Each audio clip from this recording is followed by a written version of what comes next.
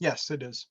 Greetings and welcome to Living Theurgy. I'm Hercules Invictus, and I have with me uh, my esteemed colleagues Apollonius, Jean-Louis de Biasi, and Tony Mierzwicki. Greetings and welcome, gentlemen. Greetings, Hercules. Hi, Hercules. How are you? I'm doing great. I had an idea I wanted to start with, and I guess we'll take it from there. As you may or may not know, my Facebook account was hacked recently. So I had around 5,000 friends, and I had groups, some with more than 16,000 people in them. So I built up quite a vehicle for promoting, whatever we were doing. So that was kind of yanked away. Now I'm building it up again slowly. So I was thinking maybe we can, in addition to the regular type of promotional vehicles, we can create something that would act as a portal to what we're personally doing. So I would still put things on my pages, and eventually, I think I have like almost 500 people there now. So eventually, I'll get back up to 5,000. But enough people aren't seeing it, whereas before a lot of people used to see the things that I posted.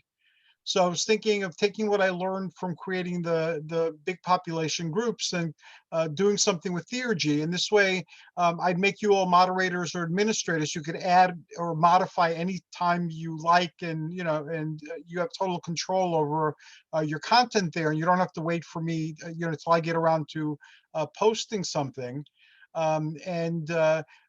This way, we could mold and shape it, and as we have ideas, we could quickly apply them.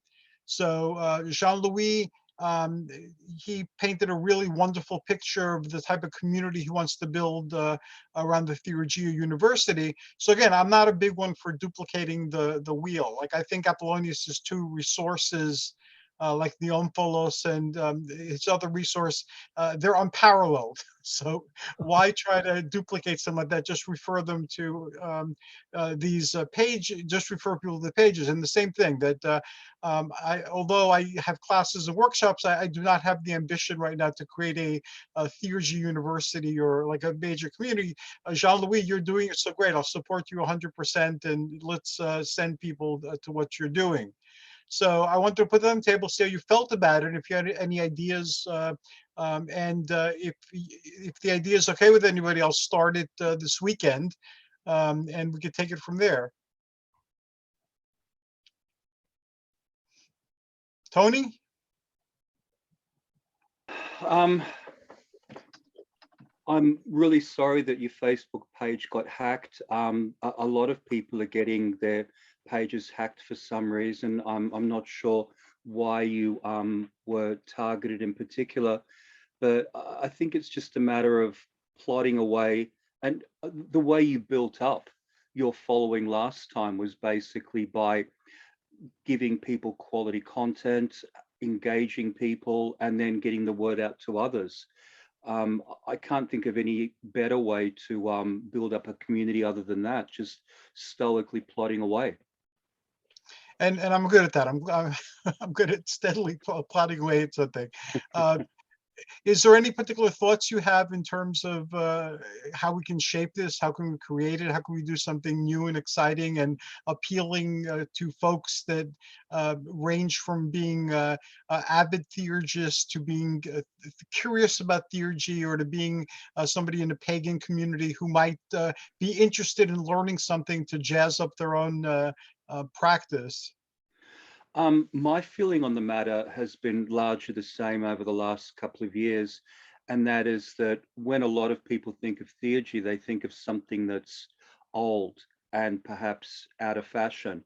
So I think it's important for us to show that it is still relevant. It is still something that can be used profitably. It's something that's still hip and exciting. Um,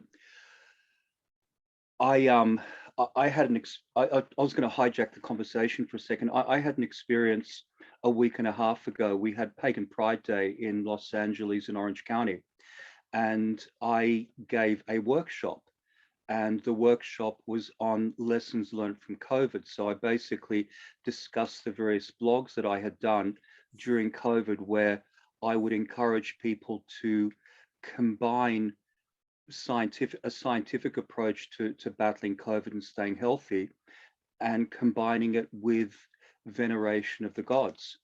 And meanwhile, a friend of mine put on a workshop at the end of the day on the mysteries of Eleusis. So they're both two pretty hardcore workshops, but yet we had fairly poor attendance.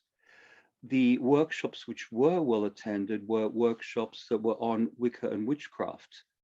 So I think that there's this perception that the stuff that we're going into is perhaps no longer relevant. So we have to show that what we're doing is just as relevant, just as important as Wicca and witchcraft are now. That is a very valid concern and very many good points. Apollonius, do you want to comment on the topic as it's unfolding so far? I think I agree with Tony. And I mean, really, this is something I experienced from when I first started trying to get people involved in the Greco-Roman traditions of neo-paganism.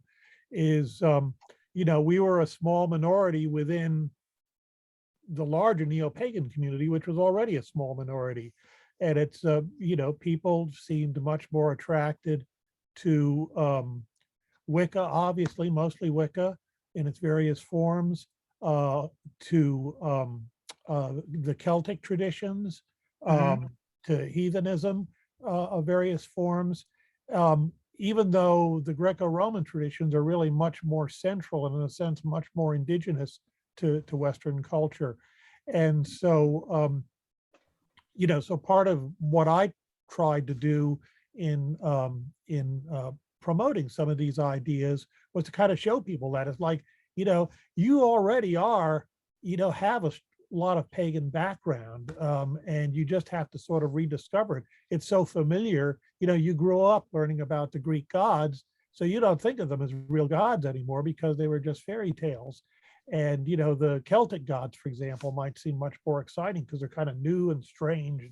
They've still got that sort of power about them, but that we could rediscover that power in the Greek gods and the Roman gods as well, that we'd kind of lost just through familiarity.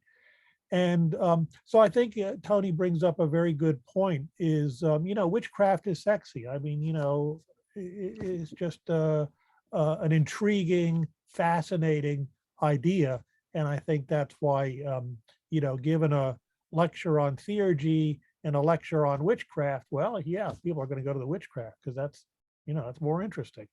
So I mean, theurgy, because it's essentially a spiritual discipline, I would say, not to sound too elitist about it, but you have to be at a certain point in your spiritual path to be interested in theurgy.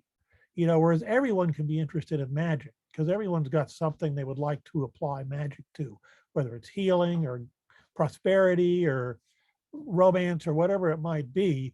Everyone can kind of see how magic and witchcraft can make their life better. The value of theurgy is not so obvious, and so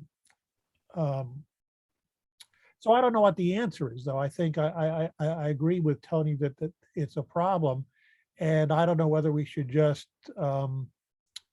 make sure that the people that are ready to learn theurgy know about theurgy so they come to us, or whether we can think of, I mean, certainly we can look at the more magical types of applications of theurgical principles. It is a continuum. I mean, the old idea that there was magic and religion and that there were two different things and there was no meeting between them. Most people, including most scholars now, agree that that's a false dichotomy. It's a continuum of practices. And many of the same practices, we know, the practices we find in the Greek magical papyri are of the same kind as the theurgical practices. So, maybe that's part of the answer too, is to focus more on the applied aspects of theurgy, where people can see more direct relevance to their lives, and then use that as kind of a path towards what I would call a more spiritual uses of theurgy. That's kind of the way the Wisdom of Hypatia book, that's kind of the reason it's structured in that way, from Epicureanism, which is very concrete, through Stoicism, and then on into Neoplatonism. It's a progression from very earthly kind of concerns to more spiritual concerns. More spiritual. Before we go to Jean-Louis, because I'll forget this if I don't just throw it out. You made some very good points. One was that culturally, people are familiar with the Greco-Roman gods. From everything from comic books to cartoons to movies. And today, an earlier show I did was with the Neo-Theosophical group. And they thanked me for introducing them or reintroducing them to Greek mythology, because a lot of their stuff doesn't really make sense unless you're aware of, ancient Greek theogonies and ways of arranging the universe. So this gave them a greater understanding of the material, and also gave them a new way of communicating it to other people. So they've been referring to their cosmic beings as Zeus and Hera and so forth, because that's who they are. It's just that the name is different in this particular, study. And the other thing is, going back to what you and Tony both said, is how can we make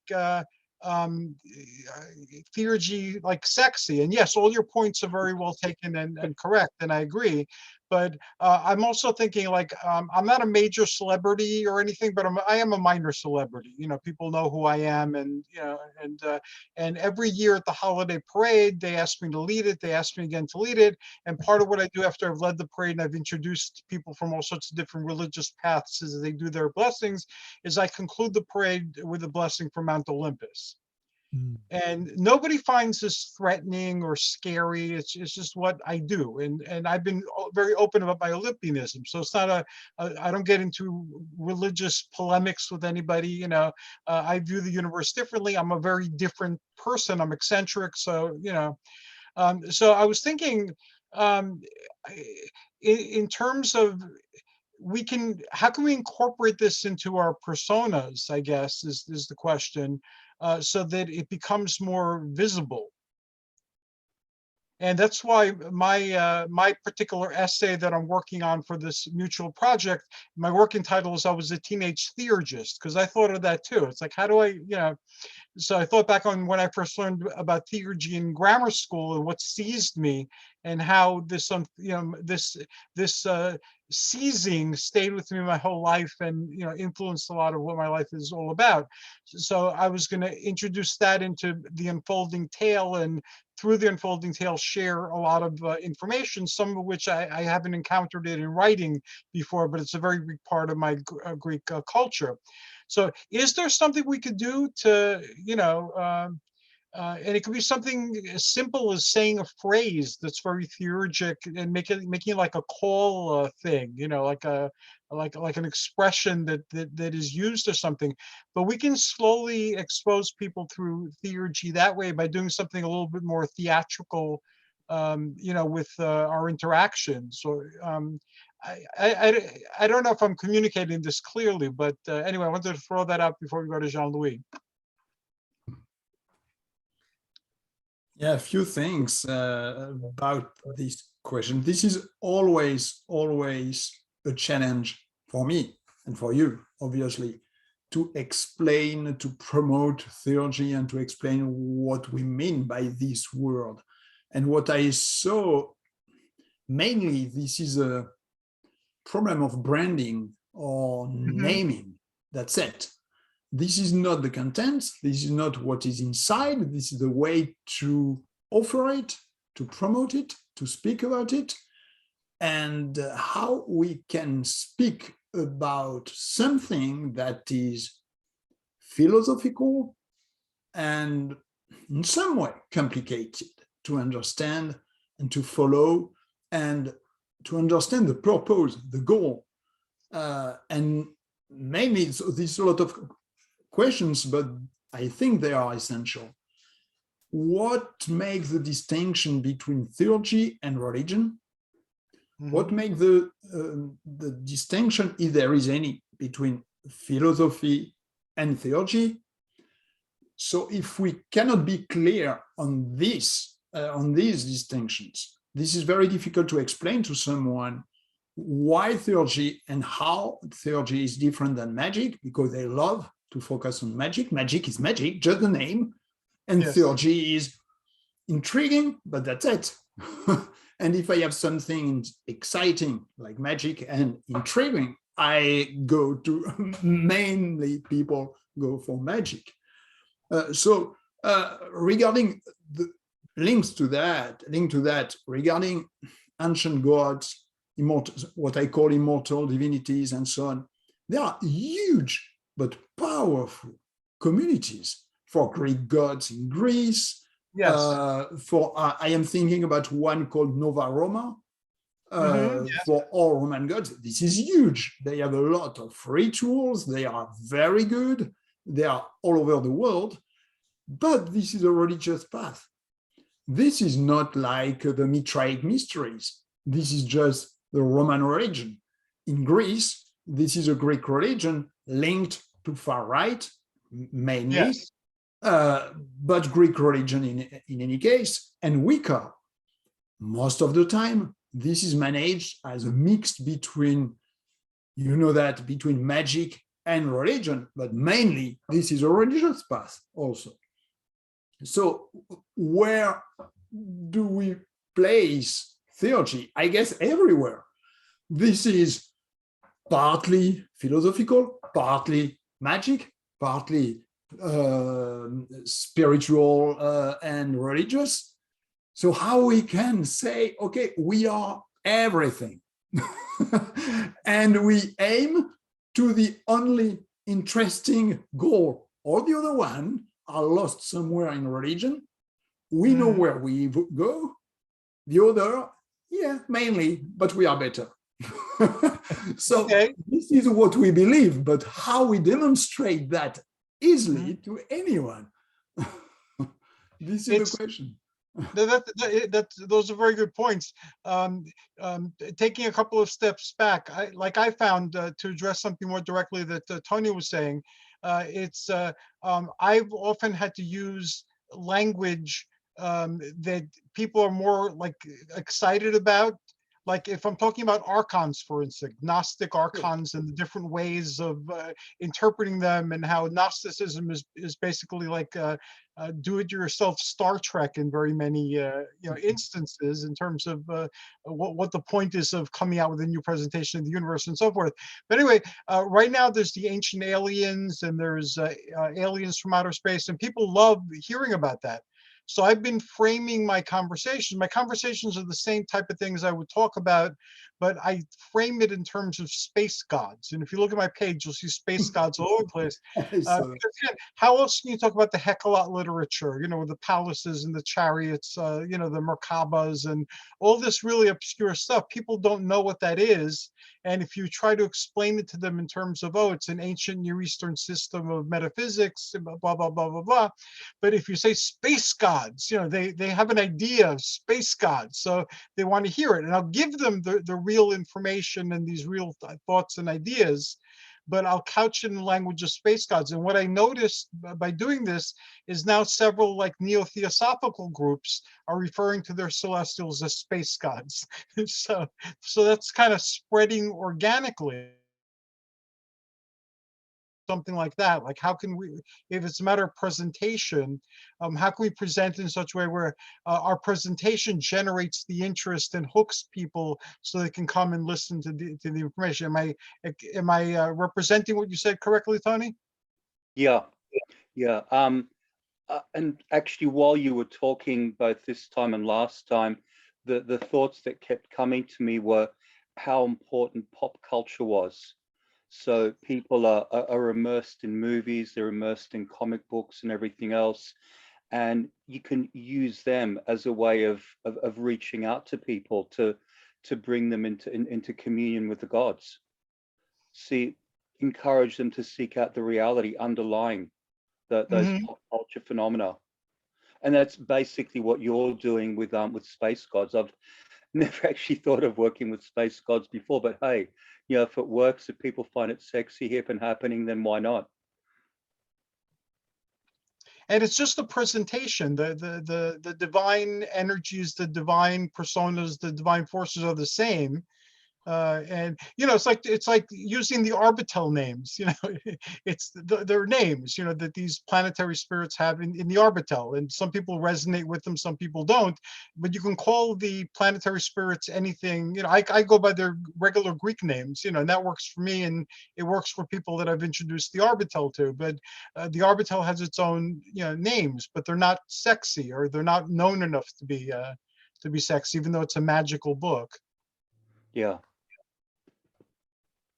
And the other thing that you pointed out was a classical education was the standard for hundreds of years. So we've all been immersed in Greco-Roman culture.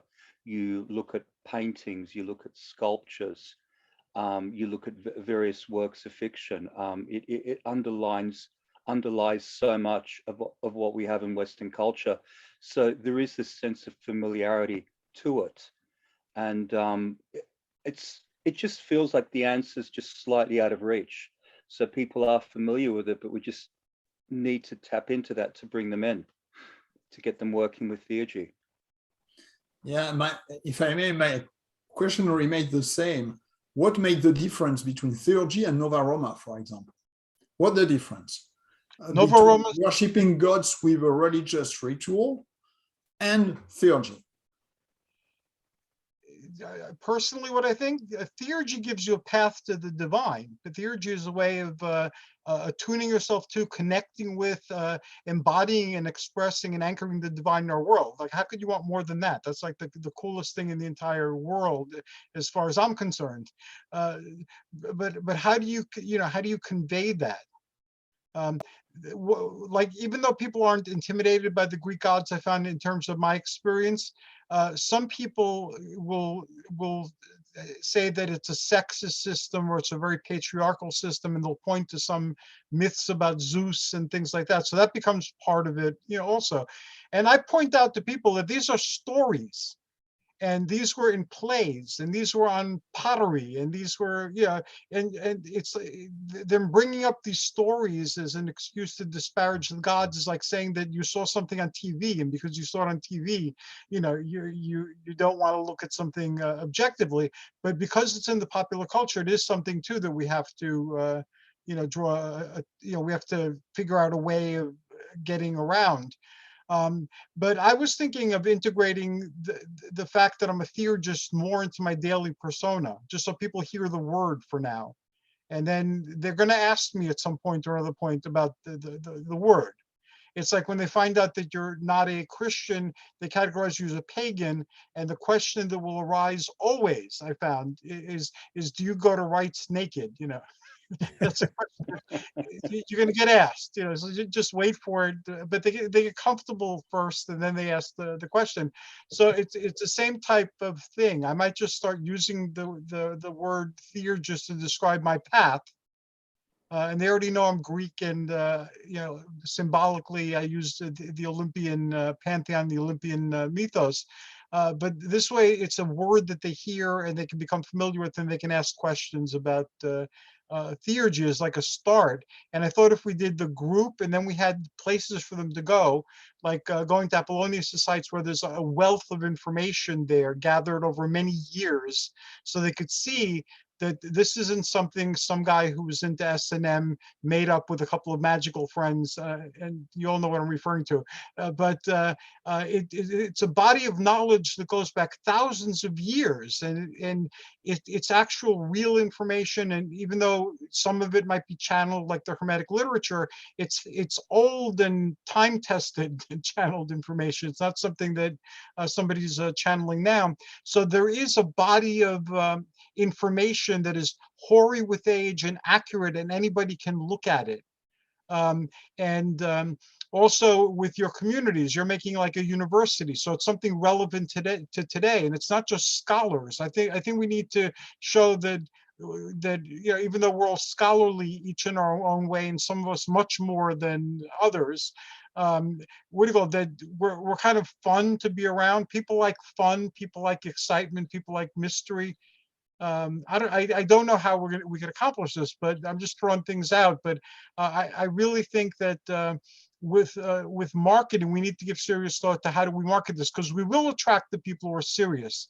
We will attract the people who know a little bit and want to learn more, especially once they're able to discriminate in terms of the quality of the information they're getting. They'll be able to go and seek out quality information rather than sensationalism or conjecture. So I think we're already getting those people. You guys are very successful authors, so your audience finds their way to you, and they're attracted by the things you're doing. If we want to raise awareness, though, you know, more in wider circles and get into the pop culture, I think we need to do something to put that image out there so that people can latch onto it and be curious about it and ask questions about it. Yeah. Could I add something? Yes. Sure. A thought that occurred to me while you're saying that, Hercules, is that in terms of making it part of our persona, you know, I think, well, you know, you say you're a theurgist. Another way to put that is you do theurgy. Okay. You know, and I think, you know, that, I mean, I say it from time to time, and other people will say, well, I meditate, or I do Tai Chi, or Qigong, or what have you. Say, well, I do theurgy, you know, and then that naturally raises the question, oh, I haven't heard of that. What's that? And then you can, you know, give them a, you know, 5-minute, you know, or 1 minute or 15-second, you know, explanation of what theurgy is. But it's a practice, you know. Lots of people have spiritual practices or martial arts practices or some sort of way they're culturing themselves. And, you know, theurgy is ours, you know, or one of ours, you know, and so just toss that out. Oh, you're a meditator, you know, I'm a theurgist. I do theurgy. Yeah, I was thinking when you are talking, Apollonius, about the yoga system. Why? Because there is just a generic name, yoga, but you have the philosophy of yoga. You have asanas, you have meditation, you have visualization, you have pranayama, and so on. And the same, we are using theurgy, but in the same time, we have invocations, we have philosophy, we have some spiritual mantra, and so on. So this is a really generic name, a system. And sometimes we lost this ability to see it as a system with several topics that are all related to make the system working.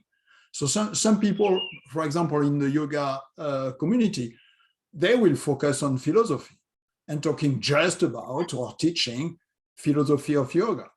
Other will focus on mantra or, and we are very close to theurgy, deity yoga, with this visualization of the deity, with the several steps to create the deity and to dissolve after. But there are several things. And if we compare, we are in the same situation, except we are talking about Western tradition and not Eastern. So how to do exactly what they did, and they were successful to do that, to create attractive, sexy tradition with exactly the same we have, but from the Eastern point of view. We have mantras, we have breathing, we have deity yoga, I mean, exactly the same, everything. So, and this is not religion, this is theurgy, because if this is religion, this is dogmas, and we do not have dogmas, we have philosophy and science. So this is even more attractive because compared to yoga, science is very strong in theurgy. Philosophers and classical philosophers were in the same time, scientists, explorers, historians, and so on. This is not always the case in the yoga community. So we have more than that. So this is a good idea, I guess, to sometimes, and I do that a lot, to compare to systems like yoga, saying, okay, you are talking about mantra, we have mantra. And you are talking about visualization, we have the same. You are talking, I was talking about some, I did a Masonic one a few weeks ago, and someone in the who attended was Parsi. He was living, I don't remember, in India, I guess. And I was explaining how theologist, or I was, doing a salute to the sun when the sun is rising. Mhm. Just 2 sentences, very simple, a few movements. And he was amazed that in his religion, it was quite exactly the same practice. Really, daily, simple, focus, breathe, look the sun, and declaim. That's it. It was theology, but he said, damn, this is exactly what I am. We are talking about the same thing. And just the way to show that to everyone, that this is a system. We have several aspects. We can teach these aspects. We can combine these aspects without dogmas, which is great. And this is different from religion and Wicca and so on, because Wicca you have. Unfortunately, they have dogmas. So this is my idea, to see that, to compare sometimes with a very recent system like yoga and saying, okay, we are Western, but we are equivalent and close to our psyche, archetypes, and so on. So this is sometimes interesting, I guess. It's always interesting, and it can be done, but the infrastructure to do it effectively is something we'd have to work on. Like, for instance, we'd have to work on particular practices that are effective, that are taught in a particular way, and then we'd have to create a system where somebody gets certified if they're taught to do it correctly. And this way, people can't just make up things and say it's theurgy, even though theurgy is a path of experimentation and individual questing and expression. So we'd have to build up some sort of system explaining what the health benefits are of theurgy, on how it's not a religion. So even though it's similar to other religious practices, it's not religion, that we're for science, we're for medicine, we're for these things, but these are healthy practices that we're sharing in some way. A question, for example, can you say someone is a theologist and a Christian? Yes, because they're historically there's even been Christian theurgy. I don't know. They were pretending to be Christian, or really Christian regarding the dogma and everything? That's an interesting debate. But they call themselves Christian theurgists, and it's much the same thing about being a Buddhist and a Christian. So there are some people who practice Buddhism, but because Buddhism is a practice and not a religion, they feel that their practice of Buddhism actually makes them a better Christian. So you can see theurgy exactly the same way. It's a spiritual practice rather than a religion in its own right. It's a means of communicating with the gods. So I don't see a problem with being a Christian theurgist at all. That's just my opinion. Yeah, I was just asking the question. Yeah. Yeah, that's a tricky question, because how do you answer it? It's ultimately and eventually each person's idea of what they think they're doing. Well, when I shared with you this question because I had this question in the previous lecture, and I started my answer by saying, keep in mind that if we are talking about Christianity, Orthodoxy, Catholicism, and so on, we should refer to the dogma and to the strict definition. Mm-hmm. After that, you can have your own interpretation, understanding, and so on. But anyway, if you are not strictly close to the dogma, few hundreds of years ago, you would be burned. You have Yes. been burned. So this is just a personal interpretation of a dogma. Sometimes it's interesting to say, okay, here is a dogma. Can we believe, really strictly follow the dogma and be a theologist? But this is a philosophical or theological question that we can debate, of course. I was raised Greek Orthodox, and the way the Greek Orthodox got around this is they had a heaven for virtuous pagans. So even though it was mostly pagans who were born before Christ or who hadn't heard of Christ during the time that they lived, my family decided from a very early age that if I was going anywhere, I was going there. And then they said that because we're Greek, they'll let us visit each other, because how could the gods not let you visit the people that you care about? But yeah, that's a very deep and profound question.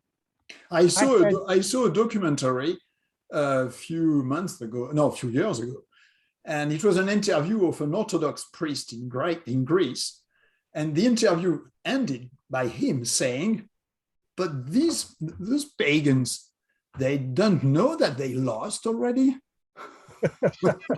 No. Okay.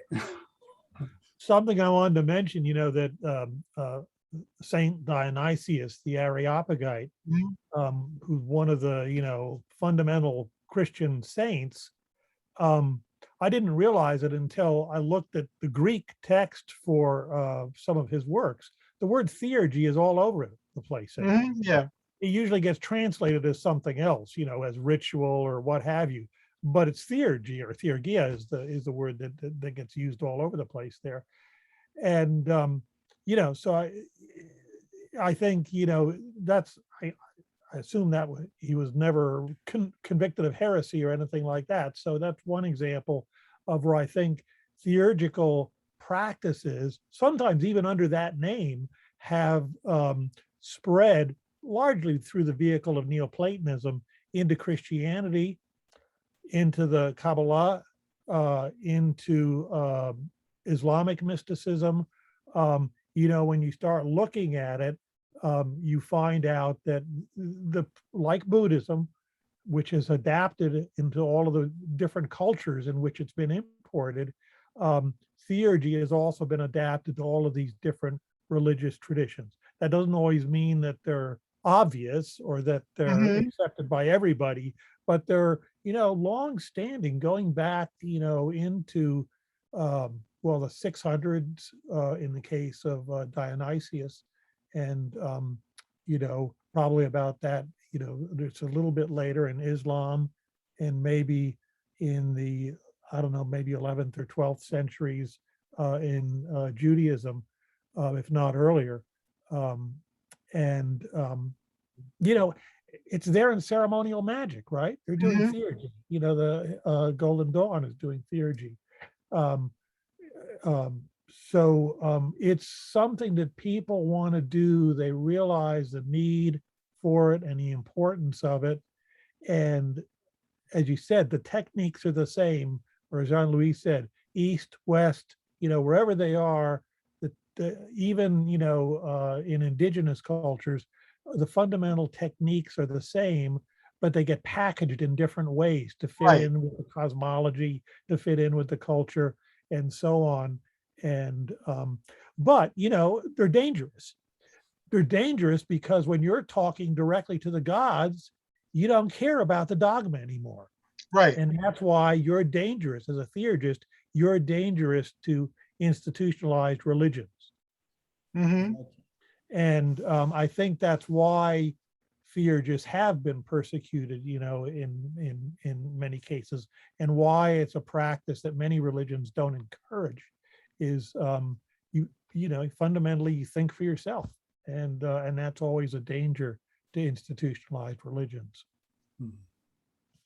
Just further to what Bruce was saying, a very good example is St. Teresa of Avila. She wrote about the 7 mansions. She had actually converted from Judaism to Christianity. So the 7 mansions basically represent these 7 bottom Sephiroth on the tree of life. So technically she was incorporating Kabbalistic techniques into Christian mysticism. She couldn't be open about it because the Inquisition was very much a real persecuting body for people like her who were outside the herd. But yeah, it was just a good example that came to mind of someone who tried to or successfully snuck something into mainstream Christianity.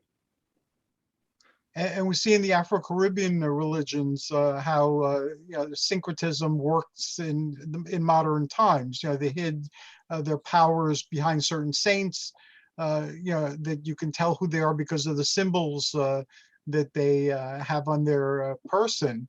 And that happened in Greece too. Hercules was syncretized with Saint Luke because during that transitional period, there were a lot of temples to Hercules that were in gymnasiums and also at like hot springs and things like that. So he was in competition, or his cult was in competition with Asclepius. So at that time, Hercules was like a health god. So he became the dear and glorious physician Luke. And there was some graffiti behind one of the Luke statues where the graffiti person had Hercules lamenting this, like, look what happened to me. And so how can we then, if it's a matter of having practices and we share practices and we raise awareness that way, what do you think the best practice to share? Because it's not that difficult. You've all done it. To go to a local library, to go to a local YMCA, to go to a local anything, a library, and a college, and have like some sort of a class.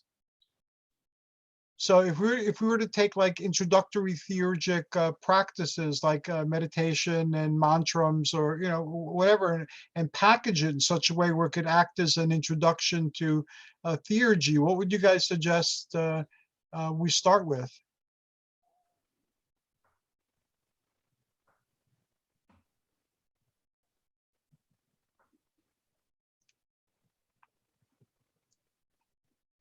Tony, you want to tackle it? You have to start with things that people are familiar with. So if you're dealing with people who are already engaging in meditation, perhaps they're practicing yoga and chanting mantrams, then that would be a good approach for them. If, on the other hand, you're dealing with people who are movie buffs or love their comic books, then you'd be tackling it from a pop culture standpoint. So you have to work out who your audience is, what their particular bent is, so that you can relate to them. If someone is incredibly intellectual and they've never read a comic book in their life, then taking examples from comic books or the various Marvel movies out there would not be a good approach. That approach would not work. So you have to size up your potential audience and find what's going to work with them. So in the case of, I was just thinking of the most recent example where you have an event where most people are either Wiccans or witches, then you'd be talking about how they could get into the practice of theurgy using the various practices which they're already doing. So they could start off, work with the gods, but start off by casting a circle and calling in quarters and everything else, things that they're already very, very comfortable with. The only way to reach out to people is to find commonality. I mean, you do that in your interfaith work. You see what things you have in common with people, and once you find that, you can build bridges. So that would have to be the most appropriate approach, I think. So it'd be like the ancient Greco-Roman technique of interpretatio. I'm sure I'm not pronouncing that correctly, but basically when Greeks and Romans would go into a new area to trade or to do whatever they were doing, they would like immediately seek correspondences between their divinities and divinities of the place. And it's like, okay, that's a strong man, that's a thunder god, and so forth. And they would start drawing these parallels, and often they combine the names. In this way, easier for other people to draw the parallel. So are you suggesting something like that? Like we have more interfaith type of things that show that Well, the thing with interfaith is that it does work. It's been Mhm. shown to work on numerous occasions, and the Greek approach of going into lands and seeing commonalities, looking at archetypal commonalities between gods, that again also built bridges. I think any sort of practice that builds bridges would be a necessary first step. Once you've built that bridge, then you can incorporate, you can start teaching people things so that they get a better understanding of what you're into. But by the same token, there has to be reciprocity. So if they want to teach you what they're into, you have to be open to it as well. It's only fair. that it is. Apollonius, you want to tackle it?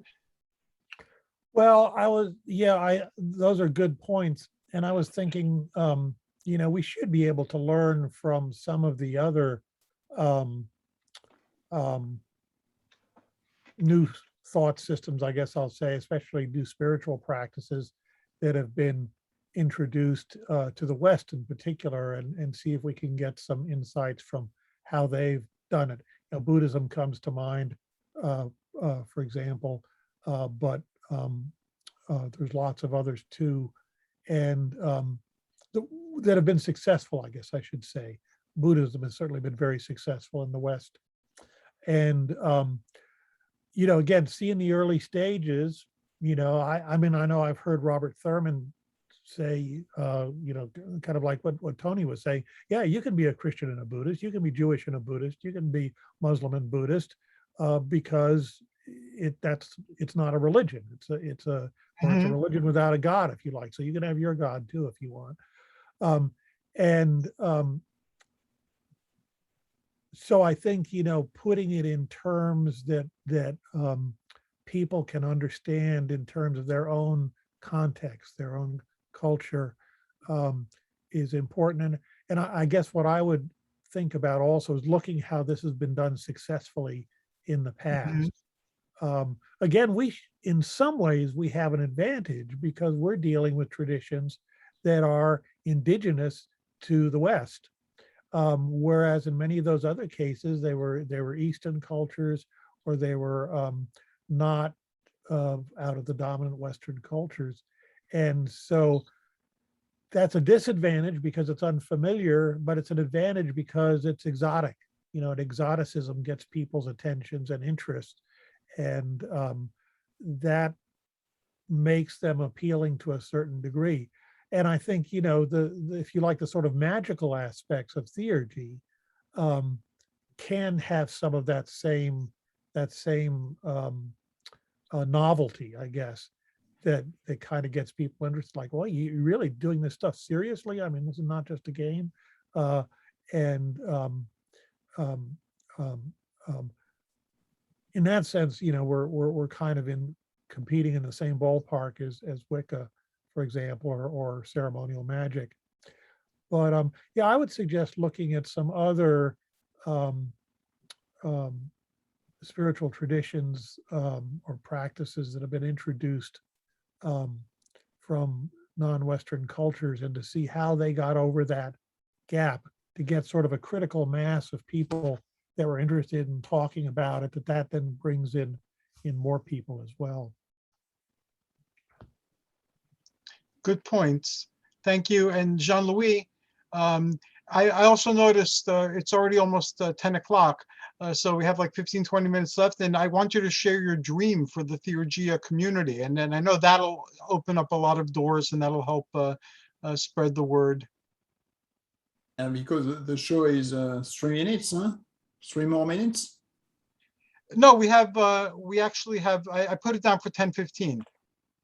Okay, because maybe I will leave earlier in this case. And it doesn't appear to, if you don't shut it off, it doesn't appear to shut itself off for another 10-15 minutes. So, yeah, but I will have to leave before this time. Sorry. Okay. But a few things, yeah. I think you are already doing what is good. That means presenting the system and theurgy to a lot of people, different, with several different shows and so on. This is This is already a good thing. Beside that, books, of course, because we are publishing, writing and publishing books, and this is essential. I remember, everyone can remember, when you find a book somewhere in a library, in a bookstore or library or on the internet, and this book opens few things for you, doors and so on. So books are essential for that. This is why we are writing books, lectures, everything could be useful. But beside that, to promote itself, Buddhism, and Apollonius was talking about that, Buddhism is an excellent example of good marketing. And the fact to say, I am not a religion, I am a philosophy, I don't believe that a second, but this is well done, well said, good branding, good marketing, everyone will follow. Ah, this is not a religion, so okay, that's fine. I don't believe that, but it worked. So it was well done. I saw in the southwest of France in the 80s, when the first Tibetans came from Tibet, created a small monastery, and how they started the work to attract people, and more and growing and growing. And the facade and what was really going on under the appearance, I mean, business is business. You need people, you need followers, you need to sell books, to sell everything. So now there's a huge, and there are several huge monasteries. But in the 80s, 2 or 3 monks, but they, they succeeded just because they knew how to use this exotic thing and to create a nice, safe package you can buy because there is no fear. This is not a religion. So this is great, really. We have to learn from these examples. We definitely do. What time do you have to leave? Soon. Soon. Okay. Do you guys want to start wrapping up then, or do you want to continue? Go ahead. But I will. So I thank you again for the meeting, and I love to see on Zoom everyone. Brandy was not there, but I'll be back next time. And yeah, always sure. great to talk to you. And please just send me links to what you're doing, and I will send you a link when I create this group this weekend, and we'll just take it from there. Yes, if I may, just few words. Theurgy University already existed, but it was the platform was not ready to welcome vibrant and dynamic community. This new platform will be ready for that, to host in the same time a large community or very focused community on several topics, and in the same time welcoming any kind of online courses, direct teaching as we are doing today, or anything recording. So the point was to move Theurgy University on a platform that will allow this everything we can imagine. So I hope it will be the case, and I am convinced of that, because it needs a lot of work, because technically this is quite challenging to manage everything in the same place, but it works. So you will be the first, all of you, to receive the link, the final link, the invitation. And I plan, because listening to Apollonius, Tony, and so on, to add on the main landing page or something like that, links to what you are doing. And yes, unfollow us, and the several places like that needs absolutely a link. This is useful, amazing, and we must create this web of connections. We are doing that. But this web of connections between Hypatia, Unfollows, you, all the shows, Tony, blogs that are excellent, really excellent. So this is good. I am thinking just very, very simple page saying this is what you must not miss, and up the link to the blogs, to Apollonius philosophy, to you, Hercules, and that's it. Something people can easily find and very simple to understand. Just, okay, this is exactly what I need. I click, up, open. That sounds incredible. This is to end like that, on that, I think, and you know, that we are writing books, but people have difficulty to read. So we must provide very, very simple indications. This is my challenge, to summarize and to have just one line, powerful, but one line. And that brings up a point too, some sort of popular, very simple, like introductory book. Like I remember Alan Watts used to write these like really thin books that contained really watered down but still powerful Vedanta philosophy, and he helped spread this Vedanta and Zen, you know, throughout the West. And he did it by just basically taking the distilled essence and writing it in a very simple way that somebody could understand. I still think I have one of his books on meditation somewhere, but it was always very simply put, very distilled, yet very potent. So maybe if we can individually or collectively come up with works like that. And years ago, I had a fringe TV show, and I've been approached by one of the folks that used to be on that TV show, Dr. Barbara Becker-Holstein. She's a women's empowerment psychologist, and she wants to do like another strange entertainment. So people will get to see a little bit more about me beyond the hosting and the conversations. So I'm thinking of taking some of my theurgy practices, maybe 2 or 3, and just making them part of what I inexplicably do during the course of whatever else it is I happen to be doing for this web show. So this way, at least it'll be there, and so people can ask about it and, you know, maybe generate some curiosity. Okay, so see you online and in a few weeks. Thank you, Jean-Louis. Take care. Good night and take care. Good night. Lots to think about. This was a very lively conversation. Can I actually say a couple of things? Sure, of course. I was thinking about what Jean-Louis was saying. He was talking about Buddhism. The amazing thing about Buddhism is that once it started spreading from India throughout Asia, it morphed. It's different in every single country that it's in. So the Buddhism that they practice in China is very different to Tibet, to Cambodia, everywhere else. And if we were to do the same sort of thing with theurgy, which seemed to be implicit, we could have people apply theurgy to whatever religious practices they're engaged in, and we'd find it morphing as well.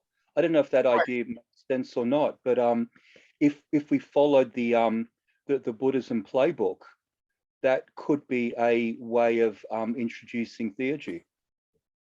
And talking about Buddhism and Hinduism, I have books. I contacted some scholarly publishers yesterday. I think I mentioned it. I want to develop like an offshoot of the show where we really can digest and talk about like real, like intense scholarly topics. But I got a couple of books from a few publishers on Hellenism's forces that shape Mahayana Buddhism, you know, so there's plenty of evidence there. And I remember there's a statue that I think got destroyed in Afghanistan where they had the Buddha with Hercules, and it showed his evolution to Vajrapani, which he still is in Vajra Buddhism, which again mutated off of the Mahayana. So there's a lot of interaction in antiquity between India and Hellas, and Alexander the Great went there, you know, and extended his influence as well, and the Romans. So that's if we wanted to use that vehicle and learn from it, we already have a firm foundation there of stuff that is Hellenic and theurgical that wound up influencing Buddhism in the early centuries. And again, it would be based on scholarship, not conjecture. Exactly. Yeah. I think we're looking at sort of a second, whatever you want to call it, a spreading of theurgy, because there were earlier disseminations of theurgical practices throughout the Mediterranean world. And as I mentioned, into Judaism, Christianity, and Islam. And but that was, a millennium ago. And so we're really kind of looking at doing that again in the context of modern culture. Right. And it's a major challenge. It's a big challenge, but it's certainly one worthy of our time and energy. And I think, the one thing I believe is you can do it in a secular context too. And this again has been one of the strengths of Buddhism, with as John Louis said, sort of this brand definition of it's not a religion, it's a philosophy, is that Buddhism has been picked up by a lot of atheists and agnostics too. And Buddhists will argue about whether some important things have been lost in that process, but other things like mindfulness meditation have spread out into a much wider population, and that's if you like, then a stepping stone towards more authentic Buddhism. And so I think, this again is what I try and do in the Hypatia book too, is to try and show, even if you're kind of an agnostic, this theurgy stuff still works, and there's a model you can make of it that helps you to understand why it works and how it works. And so it's a worthwhile practice, just like mindfulness meditation, regardless of whether you're a actual believer in the gods or not. But then once you do that process, you're likely to believe in the gods. This was what Jung, who was basically, although he'd been brought up in a very Christian environment, I mean, he was basically an atheistic a scientist when he started doing his theurgy, literally, which led to the Red Book. And it was like, well, that materialism that I believed in is not correct, or it's not a good way of looking at the world. And so, he was led to the point where, when he was asked if he believed in God, and he said, I don't believe, I know. And so I think, these practices, you could present them in such a way that secular people, and they can be seen as valuable in a secular context, and nevertheless then they lead to the a spiritually richer and even a religious type of understanding. And it doesn't have to be, I mean, it could redefine the religion. Like I tell people, I don't worship anybody or anything, I honor. And in Greek, that's timi, and latria is slavish devotion, and it's different things, so with me, the gods are real. They're kind of like ancestors, and they're there.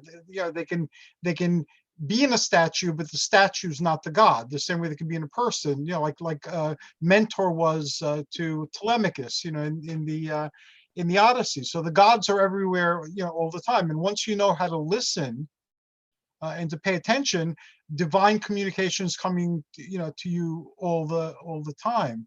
And it really adds dimension to your life. And rather than losing yourself, you find yourself, and you discover that you're more than you thought you were.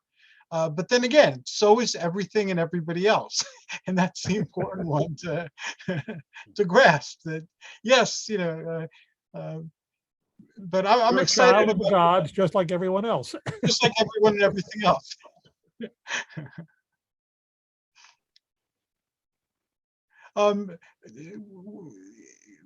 do you guys have any dreams you'd like to share that we can start at least entertaining them collectively, or anything that you feel that we should be doing, or that we could be doing, or that we might enjoy doing?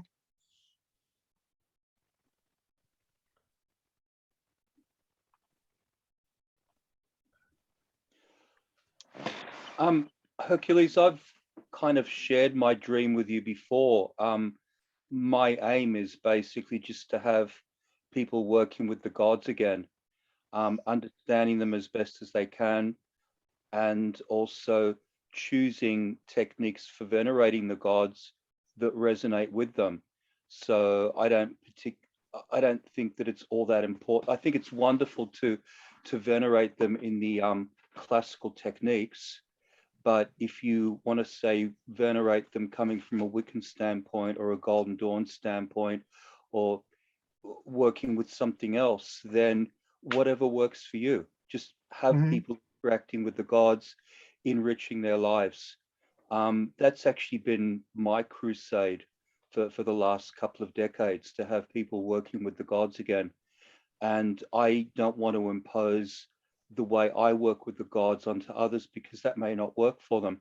And actually, I found over the years that people are interested in the way I venerate the gods, but at the end of the day, they're going to go off and do their own thing. They're just going to cherry pick bits and pieces of whatever I have and incorporate it into their own practices. And that's fine. And that is fine. It's like exercise. Like my exercise works for me. And I share it on Facebook because that's part of my spreading information that I feel I need to be doing.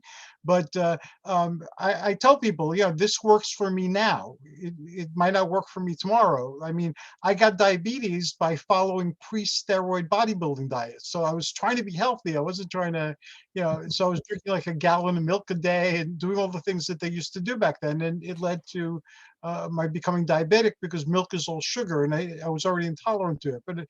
But I share that warning too, that this is my journey. These are my intents. These are harsh lessons I learned in the past by being on this journey. I take full responsibility, because I did these things, but it's my continuing journey, and I'm sharing my journey, openly. If something here is helpful to you, play with it. But again, just because I'm doing it doesn't mean that it's the correct way to do it.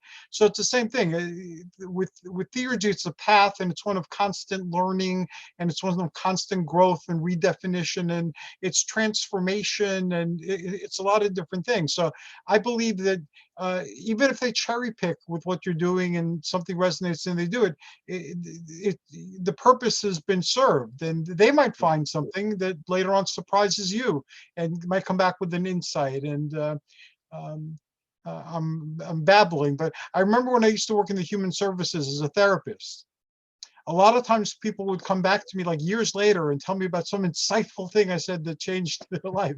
And I couldn't for the life of me remember, saying anything so insightful. And then I met people who I gave it everything I had, and it didn't really change their life in any way. So after going through that roller coaster for a while, I just determined all I could do is my best. Yeah. So I offer my best, and if the seed takes root and grows, that's great. If it doesn't, I gave it my best, and I'm content with that. That's all any of us can do. At any time. Yeah. Apollonius? Yeah, just to follow up a little on what Tony was saying, this is something I try and do, and I think it's partly from my background, again, being a Hellenic neo-pagan, surrounded mostly by neo-pagans that weren't following a Hellenic tradition, that whenever I've spoken about Theurgy, and I do this also again in the Hypatia book, I do say, I'm going to use the Greek gods because they're my gods and they're generally familiar to most people. But, this is the way you can kind of translate it into whatever your belief system is, including, as I said, a agnostic type of system. And so I'll kind of suggest along the way different translations like that. So hopefully people, wherever they're coming from, whatever sort of spiritual background they're coming from or looking into, they can kind of translate it and still see that these are valid techniques for them, you know, and no, you don't have to be a Hellenic neo-pagan to apply these techniques. That's just one vocabulary in effect for understanding it. And so I guess that's certainly something we need to pretty consistently do, I think, because we're just surrounded by all sorts of other spiritual traditions, even neo-pagan ones. And most of the time most of the people we're talking to, at least when I give presentations, most of them are not Hellenic neo-pagans. They're something else, you know, again, maybe Thelemites, maybe ceremonial magicians, maybe what have you, you know, some other kind of pagan. And we can still make it make sense to them and see how let them see how it works and apply it in their own tradition. And as Tony was saying, my goal is to get more people doing Theurgy because I think it's good for you. It makes you a better person, and it's an enriching way of having a spiritual life. And so, you know, in whatever terms you phrase it or think of it in your own mind, that's just fine as far as I'm concerned, as long as you do it, learn the techniques and do it.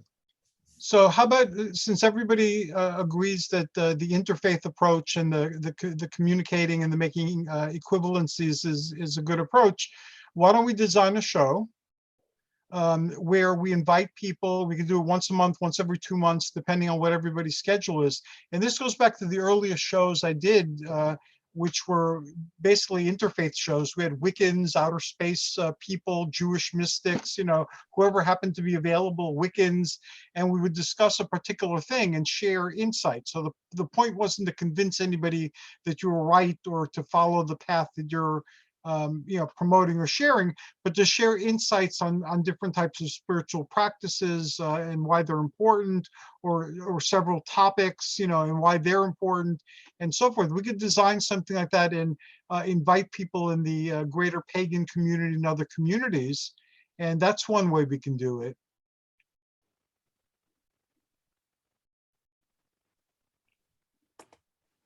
That could actually be quite a good learning opportunity for us as well. Coming across people, seeing how they do their rituals and seeing what we can incorporate. I mean, and share with them what we do. yeah. I mean, I've got my narrow range of experiences, you know, Golden Dawn, Thelemic stuff, and what I've gleaned from the PGM and from classical Greek religion. But it's always good to be open to other practices, see what you can pick up. I've always been blown away by Brandy. She attends a particular Japanese temple, and she's brought in solar breathing techniques and the like. She's always on the lookout for things that she can incorporate into her own practices, and I think that's absolutely wonderful. I think all of us would greatly benefit from an approach like that, and exposing us to other practitioners would facilitate that in a huge way. So let's do it. So I will write my thoughts down. If you guys can write your thoughts down, then it's just basically a matter of scheduling it and how often we want to do it and for how long we want to do it each time. I'm already paid up with Zoom and with Blog Talk Radio, so we could you know, do the time there, and then we could put it on YouTube afterwards, which is I guess the widest way of distributing something. I mean, the expression back home was use a suck it and see approach. Just have a go, see how it works, and if it seems to deliver beneficial results for all parties concerned, then we keep doing it. If not, then, you know, we can and try something else. Okay, I'm for that. Yeah, I'm happy to give it a go. Yeah. Okay, so I will put my thoughts down, and I will send them out to you this weekend. I'll also create that Facebook group and send links this weekend. So let's get the ball rolling, see what works, and do more of that. And what doesn't work, we'll just put it on the shelf until we can figure out a better use for it. thank you both very much. Now we are running out of time. If you can kindly share how people can contact you and enter your wonderful world, that would be great. Apollonius? Sure. So the best way to contact me is through my websites. One is opsopaus.com, opsopaus.com. And I have information on that now about my forthcoming book, a cover, and I'll be putting up a table of contents in the next day. And my other website is wisdomofhypatia.com. It's all one word, and Hypatia is Hypatia. And I am on Facebook also, but you can get the Facebook link actually from the Opsopaus website. Thank you very much. And Tony? I tend to spend too much time on Facebook, so that's always a good way to get in contact with me. I have a personal page and an author page, and on top of that, I have a blog called Holistic Spirituality, and that's with Patheos. Thank you very much. Awesome as always speaking with you, and I'm looking forward to our next conversation, be it online or via video. Thanks, Hercules. Thanks, Apollonius. Thank you. Thank you both. Take care, everybody. So Bye. long. And let's see if I